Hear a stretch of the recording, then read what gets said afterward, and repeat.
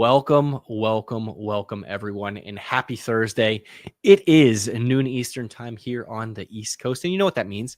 It is time for your favorite show on the internet, Talent Experience Live, the show that covers everything that you need to know in talent acquisition, recruiting, talent management, human resources as a whole, applied artificial intelligence, and so much more. Of course, this show is proudly brought to you by the good folks here at Phenom, whose purpose is to help 1 billion find the right work. That's billion with a B. It is the reason why we host this show on a weekly basis every single Thursday, why we have a slew of other great content avenues. We have a podcast with Cliff Yerkowitz, which airs Mondays on a monthly cadence. That is called Unusual Attitudes. You could find it on Spotify, Apple Music, YouTube, or even here on LinkedIn. It is also why helping a billion, why we are attending every single HR tech event under the sun this fall. Head on over to phenomevents.com to learn more. And how could there be more? I know what you're thinking. That's you probably already helped a billion. Well, we're going for more. And why we are hosting AI Day coming up this September. You won't want to miss it. It is a deep dive into all things artificial intelligence and so much more. So obviously, all of this works towards our purpose of helping a billion people. But the real way that we do it is through our intelligent talent experience platform, which is powered by artificial intelligence and helps candidates find the right fit faster, employees evolve in their current roles and beyond, recruiters achieve next level productivity and efficiency, and managers, they get to build better teams through data, automation, and insights. If any of this interests you at all, run. Don't walk to phenom.com immediately following this program. And if you're so inclined, feel free to hit that request a demo button, but don't forget to mention that Devin sent you. Now today, I mentioned last week when we had Bhavna Bist and John Deal on that we were going to be continuing the conversation with Deloitte. And look no further, here we are. It is part 2 of our conversations with Deloitte, TXL featuring Deloitte, if you will. And I had the pleasure this week of sitting down with Brandon Kennedy, and we dove all into candidate experience. Now, as many of you may know, Phenom annually launches the State of Candidate Experience Benchmarks report. We released it a couple months back, and rather than us diving into that again and really, insecting some of the particularly key takeaways, we really took an abstract look at it, Brandon and I. We talked about how candidate experience has evolved, where it stands today, and that it won't be standing there much longer. It is almost as if we are on one of those walkways on an airport, and we are going to be flying into the future before you know it. We talk about some sci-fi abstract ideas as to what we think the candidate experience will be in the future, and so much more. So without any further hesitation, here is myself and Brandon Kennedy of Deloitte sitting down to have a nice little conversation around candidate experience. Welcome, Brandon. Lucky to have you on the show today. I appreciate you taking the time. Of course, Senior Manager Human Capital at Deloitte Consulting. Brandon, how are you today? Doing great, Devin. Yeah, thanks for the opportunity. Thrilled to be here.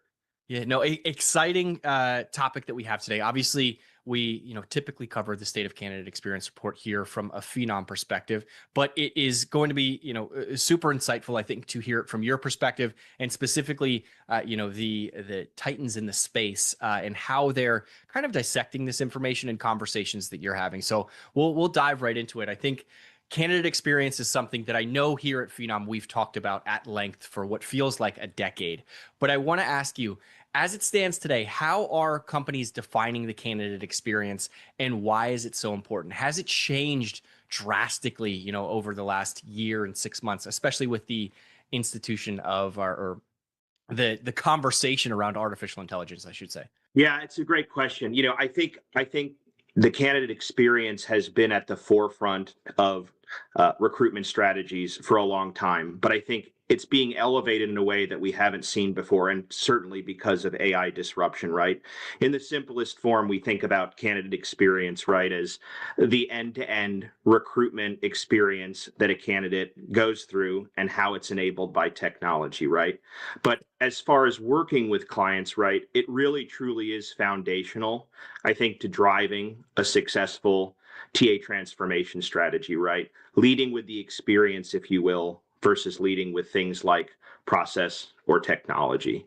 Yeah, no, I absolutely. I think and I've said this on a number of podcasts at this point, and somebody's going to slap me on the wrist for saying it here at Phenom. But I've always said the best application process is no application process, and I Yeah. think we're headed in that direction, right? When we talk about artificial intelligence and voice screening and things like that, we still need the processes in place from a human resources perspective. We still need that system of record, but slowly but surely, that candidate experience is becoming more and more seamless, where it's simply uploading a resume, everything's personalized, click apply, and the system or process is beginning to be automated. But there still seem to be these friction points that come up regularly from organization.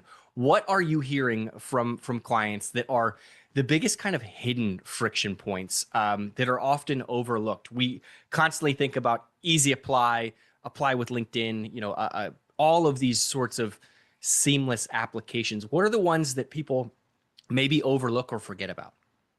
Yeah, I mean, honestly, I would think about hidden friction points more as common tensions, if you will.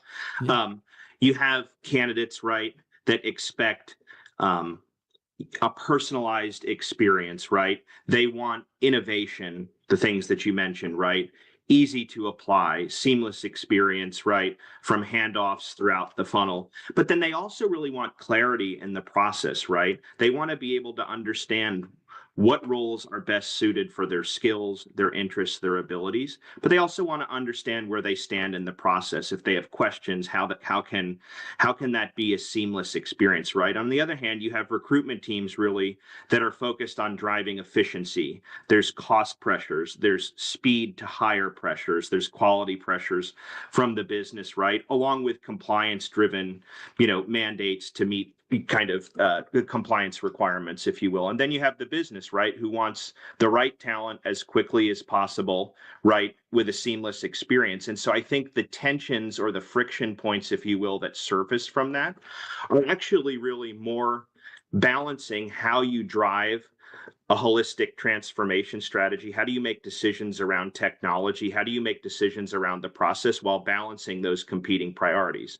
Being quick, being efficient, being cost effective may not be innovative, right? And so I think those are more what we see. And as a result, I think the hidden part of it is that clients or organizations that we work with are missing opportunities to accelerate on their tech strategies or on their transformation strategies because they're looking at those things independently as opposed to holistically. Yeah, I think of you mentioned kind of the holistic approach there. For years, we've as humans, we've just bolted on new technology to things, right? I think back to the old GPSs in car systems, and I'm dating myself a little bit, right? It was an external piece of hardware that you kind of just stuck to your window, and then auto Yeah. manufacturers kind of wised up and said, oh, let's put it in the dash. Let's get people from point A to point B so that we can connect this information, connect this data better, have more accurate pinpoints on when you need to refuel because we know what vehicle you're driving and how much fuel Yeah. you're using, right? All of this is slowly but surely, I think that experience is matriculating its way into human resources, which is honestly, I think kind of funny because for years, the conversation that I heard and we had at Phenom was going up against this constant battle of human resources and recruiting is not a cost center, right? It was viewed as that because they weren't revenue producing. But now I think that school of thought is almost turning on its head where it's, oh, you need talent in order to make dollars and cents out of at the end of the day. So I want to ask you, has it reached the point where business leaders are beginning to feel a sense of urgency when it comes to connecting all of those technologies and making the experience not only seamless and a quick fix, as you put it, for candidates, but also the business and HR operations as a whole?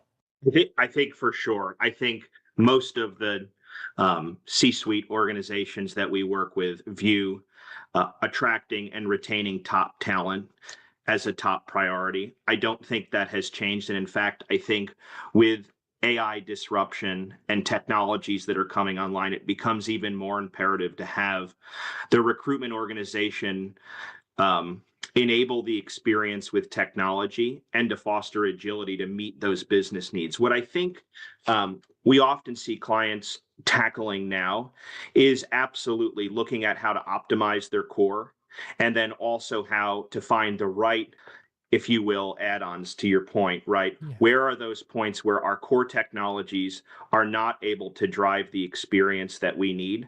And how do we adopt and implement them in an efficient and integrated way? And I think it goes back to those tensions, right? Our clients are experiencing cost pressures. Executives are looking at not only things like AI disruption, but also managing cost pressures, managing risk in a very dynamic global environment right now. And so what that translates into for recruitment organizations is the need for agility, the need for scalability, and also the need to really think through how technology can drive those things. At the same time, what that means for a recruiter versus what it means for a candidate experience is different, right? Yeah. There's technologies that can certainly accelerate the process, that can automate things, that can increase speed, provide productivity gains for recruiters, and all of that, right, can drive a number of those metrics. But on the candidate experience side, I think you're right. I think what we see organizations, I think, still struggling with is tying the candidate experience value to business outcomes. I think the idea of being able to articulate what the business value is with delivering a top candidate experience, how it reduces turnover, how it reduces attrition, how it impacts brand reputation in the market, right? Those things are very much tangible, but we often see them kind of secondary to how much cost savings or cost avoidance am I going to get by automating this process, right? So I think absolutely it's on the radar and it's a top strategic priority, but activation and how to get there is where our clients are kind of focused. Absolutely. And I think it's also a bit of a maturation process, right? We are all still just learning artificial intelligence and what it can truly do. I don't care what YouTube ad you see or what LinkedIn ad you see and how, everything is running smoothly. There's still bumps in the road, right? I know that from my personal experience working, on the social media side of things. My boss will say, "Hey, I need video clips that are perfect and, will go viral." And it's like, we're learning. We're all still learning to get there. And I think organizations maybe want the simplicity and the speed now, but they have to deal with that maturation process, right? Which is what I think leads, to your point, to bolting on some of those technologies where it's, all right, this particular organization is fantastic at the candidate experience, but we also need that employee experience there. Am I completely off there where the speed and simplicity is certainly a top priority for leaders, but right now, with the pressures economically as well as financially from a business perspective, they're not ready to wait, right? They need fixes now. There are investors, there are board members, there are people who, we need better candidates, we need less turnover, and we need it now. Is that kind of resulting in some of these disjointed candidate experience? I guess is my long way around that question, where they're so focused on speed and simplicity right now, they don't have time to wait. Certainly. Yeah, I mean, I think it's certainly right. And I think what we try and work with organizations to do is figure out that you can accomplish both, right? The technologies that are available in the market today that are enabled by AI absolutely have use cases that can accomplish all of those things, right? And again, it goes back to tying candidate experience to business value is not something I think our clients are as focused on as tying it to hard cost savings or hard cost reduction, but absolutely the things that technology can enable to deliver an awesome candidate experience, right, is very much also the same technology that can create the efficiencies, the productivity gains, the things that may impact the workforce composition, the things that may impact how recruiters show up more as an elevated strategic partner to the business versus some of the manual churn that exists on the back end of the process, right? And so reading the report, that we're talking about here was so interesting, right? Because you look at some of the stats and you see that, and I'm kind of going to group some of the stats, right? But in many cases, over 80% of the organizations surveyed, right, do not have the bolt-on or the features toggled on that enable the candidate experience, like the ability to infer or point candidates, if you will, to jobs based on their profile or based on their skills, right? Even just things like geographic suggestions, what roles are open in a certain geographic region, and then hyper personalization, right? Gen AI has we've kind of made the leap from Gen AI to agentic, but Gen AI can massively help personalize career sites, personalize marketing campaigns, which is really what candidates want. The technology is there, they're interacting with the technology, but they don't want to feel like it's not human, right? You still have to have the personalization, right? So those technologies are there, but those same technologies can help recruiters on the back end very quickly match candidates to open roles, very quickly and more accurately stack rank candidates, right? So you have the speed and the quality on the recruiter side as well. But I just thought that was one of the things that jumped out at me as I was reading the report as well. Yeah, I think it's super fascinating, and I don't want to blame human resources teams for that, right? I know Sure. that there is lots of legal jargon and things that organizations have to stay away from because of their, standards, their rules and regulations. Where if it says artificial intelligence, especially with kind of the laws and things that are being written as we speak, nothing's quite finalized yet. I think back to GDPR and the California employment law. I believe back. I may have misspoken there, but anyway, these rules and regulations, and companies want to be steer clear of it. They don't want to get in any hot water, which I think is completely understandable. But I want to ask you, as we move forward towards this agentic AI futurist, because we did kind of just skip over Gen AI. It's Yeah. absolutely insane. Yeah.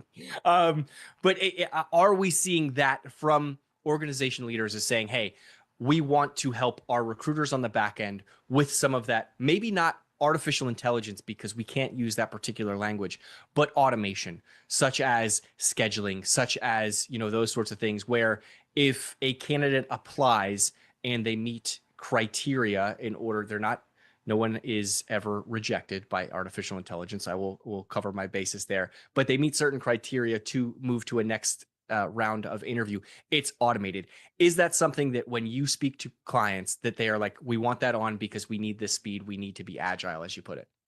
Yeah, absolutely. And I think, every industry and every client is different, right? Some are more regulated than others, some are more risk averse than others, some are more compliance driven than others. But I think your point about us making the leap from Gen AI to agentic is so important to remember because we all know, right? Like, AI has been around in recruitment for a long time. And I would view that recruitment organizations were probably some of the early adopters of AI and HR comparatively to other functions. And so the things that we're talking about here, like basic automation of manual or rote, highly repetitive tasks, foundational, I'm going to call them chatbots, right, to answer frequently asked questions. Those things have been around for a while. And I don't think organizations have as much of a risk aversion there. I think the premise of Gen AI, cognitive AI, dynamic agents, if you will, is just conceptually something that at a risk level organizations aren't quite there yet, right? They know the technology is there, it's on their technology roadmap.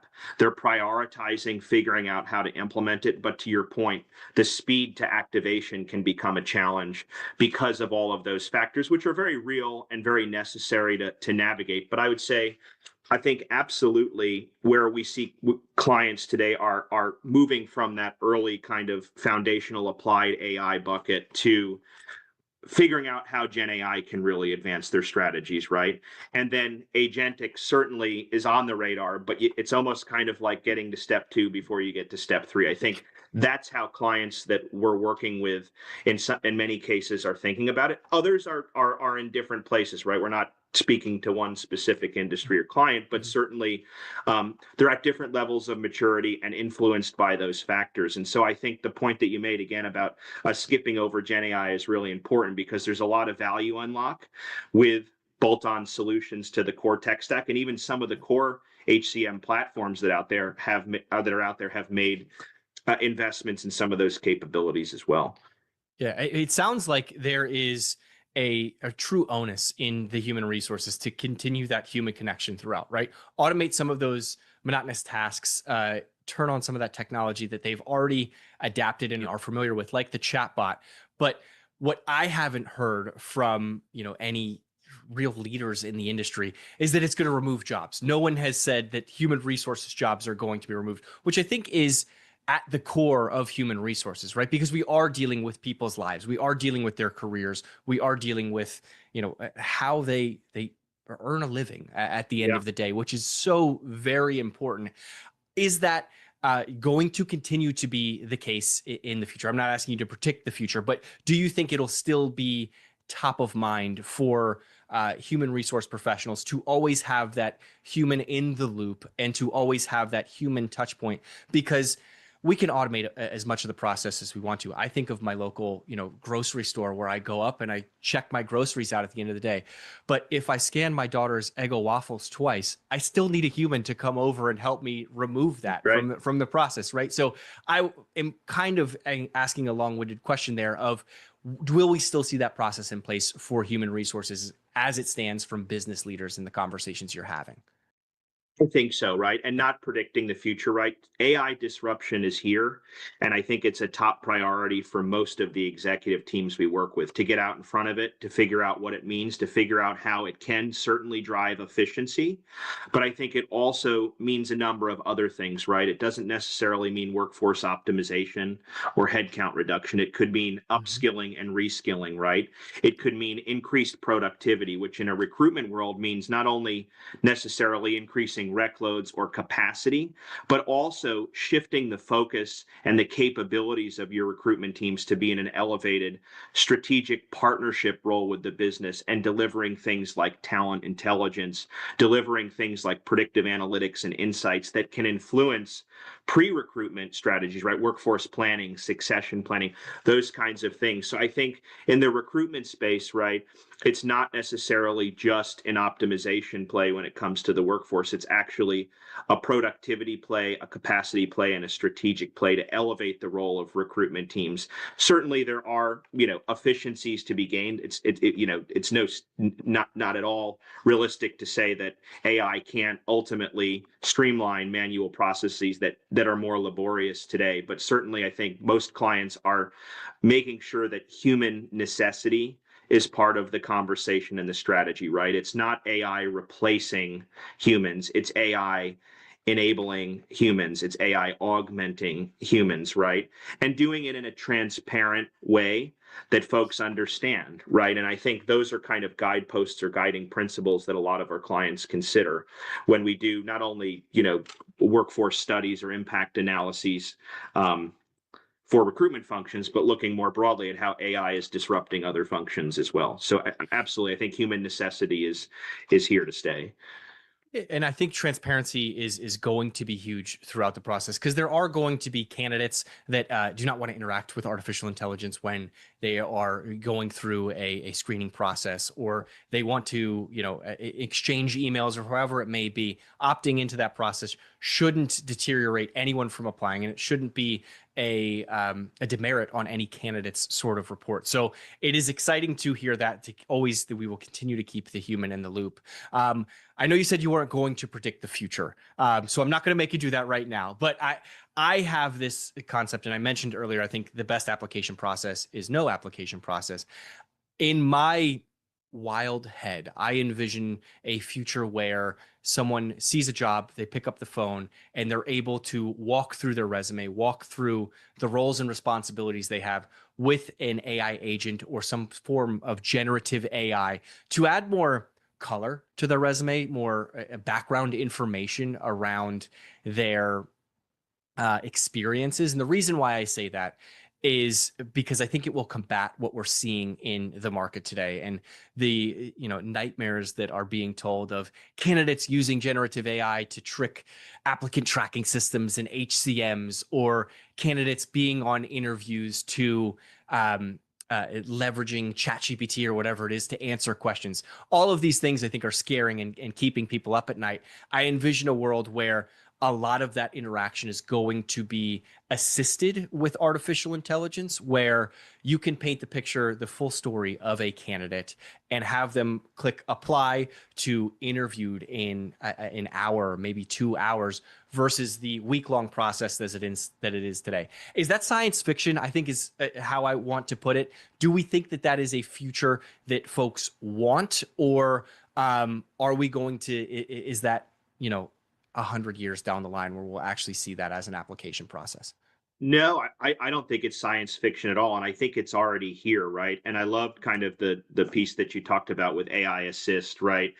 We think about agentic, right? AI in kind of three forms today, right? There's AI assisted, right? Which I think most organizations have some form of AI assist, or it's on their it's on their agenda, right? That's things that we've been talking about, like automating manual processes, having the ability to upload resumes and have that information automatically translate to other places, right? So automation, right? That's things like AI to help match candidates to open roles, right? And then when you think about the next bucket, right, we think about AI augmentation. That's where you're getting into less of the applied AI, which I think has been around for a while, and you're looking more at Gen AI capabilities, right? This is where you can have personalization of candidate communications. You have more dynamic chatbots that can react cognitively to the questions that are being prompted, right? You have personalized communications and or personalized content on career sites, right? You have matching capabilities both on the candidate side of going on a career site and trying to match themselves to open roles manually versus now with AI, right? And then I think to your point, agentic is here, right? There are most of the technology companies that we work with across the entire vendor landscape are thinking about agentic and what agents at each step of the process can do, what it looks like, and then almost the agent of agents, which I like to call it. And it's basically what you just described. It's multiple agents coming together to deliver the recruitment process, right? And I think even in that case, which is coming, I think it's available. The technology is maturing at a rapid pace. There's still moments where human interaction is really critical, right? And it also is talent segment specific. In the case of, for example, frontline workers, there's technologies out there today that can pretty much shepherd a candidate through the entire process. Somebody that's working in the food and beverage industry, or somebody that's working in the consumer kind of frontline workforce, if you will.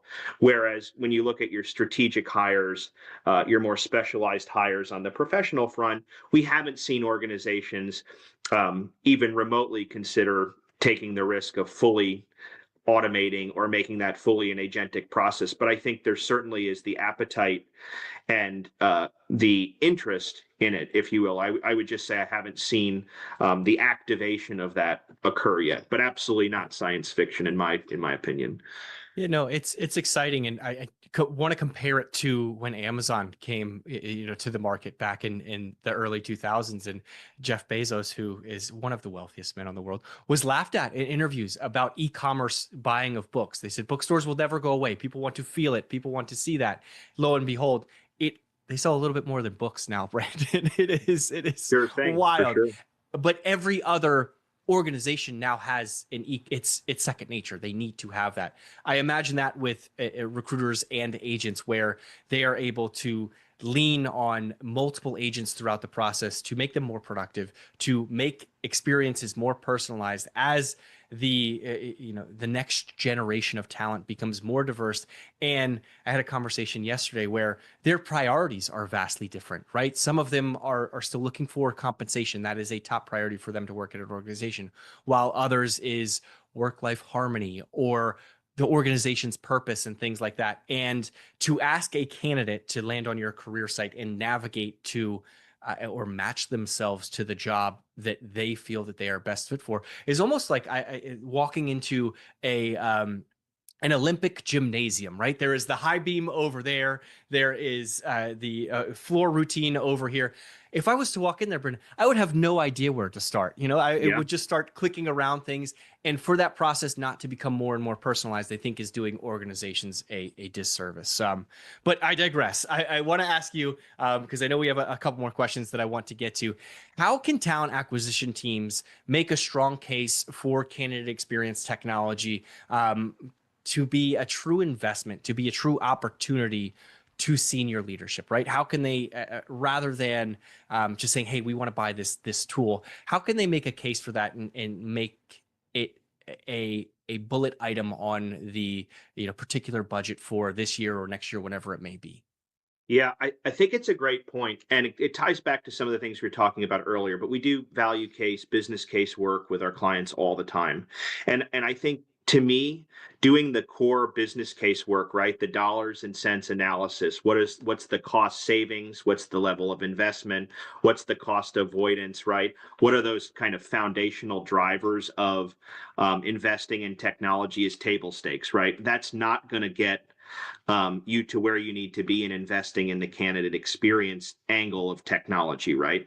Organizations are already doing that. They're investing in optimizing their tech stack. And looking at the candidate experience report, right? On the flip side, what was highlighted as organizations doing well are things like optimizing or improving job descriptions, right? Reducing the number of clicks to apply, streamlining the application process. All great stuff, right? Yeah. But I'd consider that table stakes and optimization compared to actually tying the risk of not investing in the candidate experience to business outcomes, right? In other words, making the case for why or the risk of not investing in these Mhm. things. And I think that's the narrative that we work with our clients to tell, right?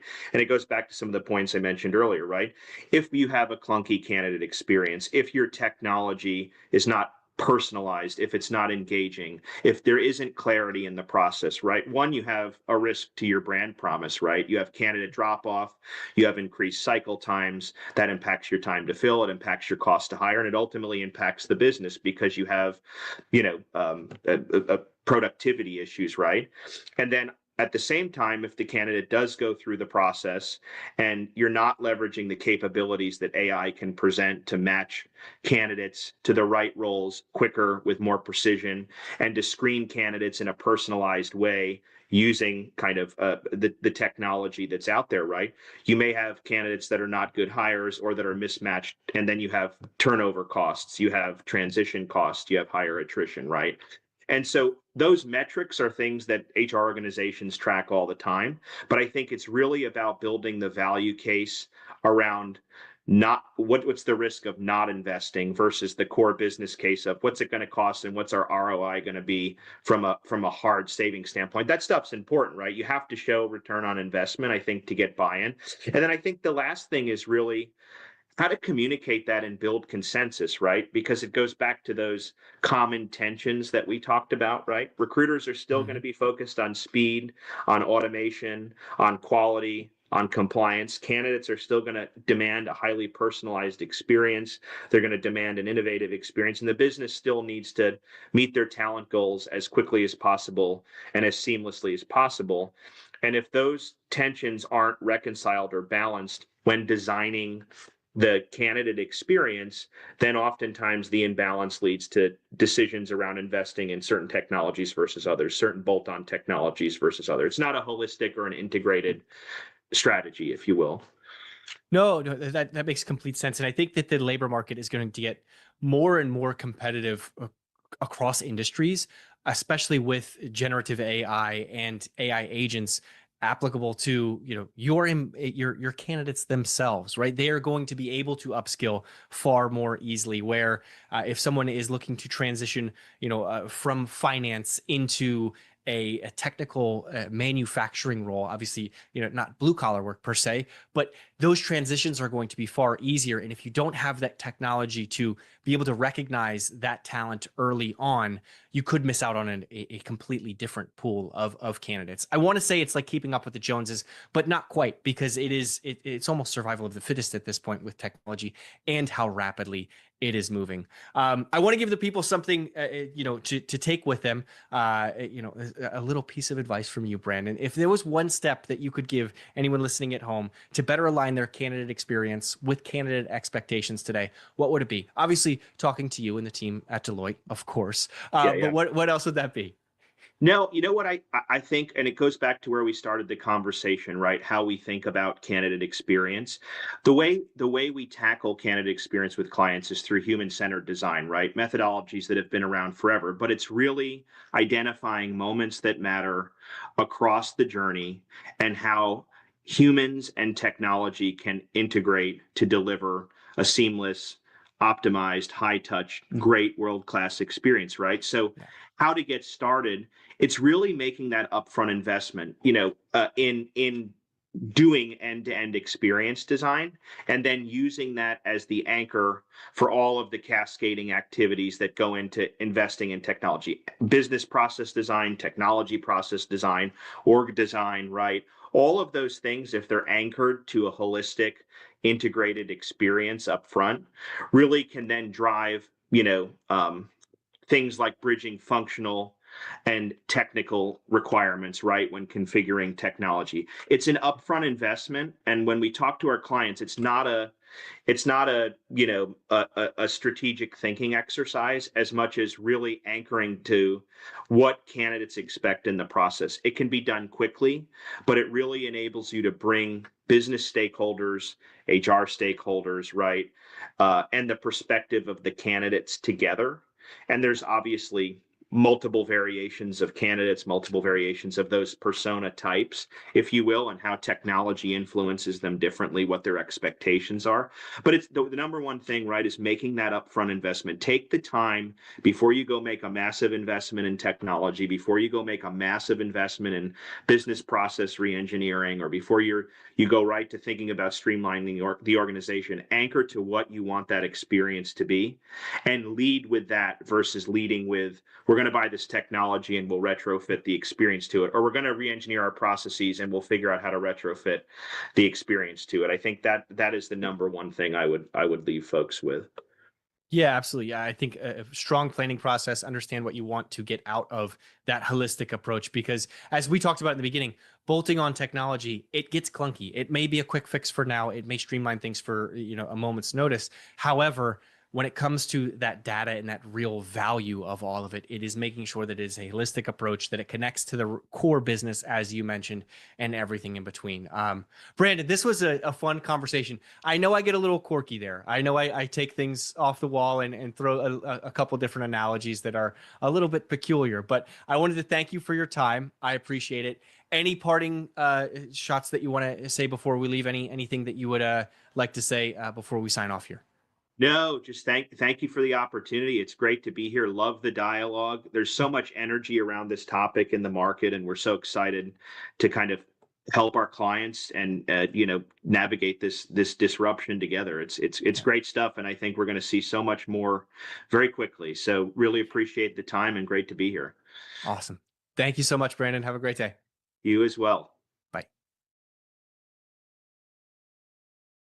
Brandon, thank you so much for joining me today. I love the conversation. I apologize to take it off the rails a little bit every now and again with some of my abstract ideas, but really enjoyed our conversation. Really enjoyed about the talk of the future and where the candidate experience is headed.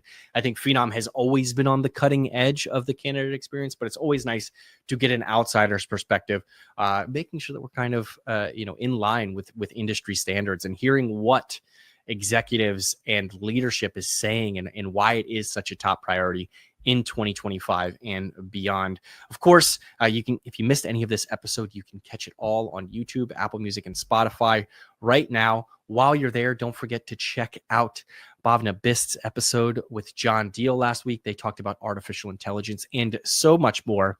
And tune in next week when I sit down with Sue Cantrell of Deloitte to chat about their human capital benchmarks report, human capital trends report, which is just hot off the presses.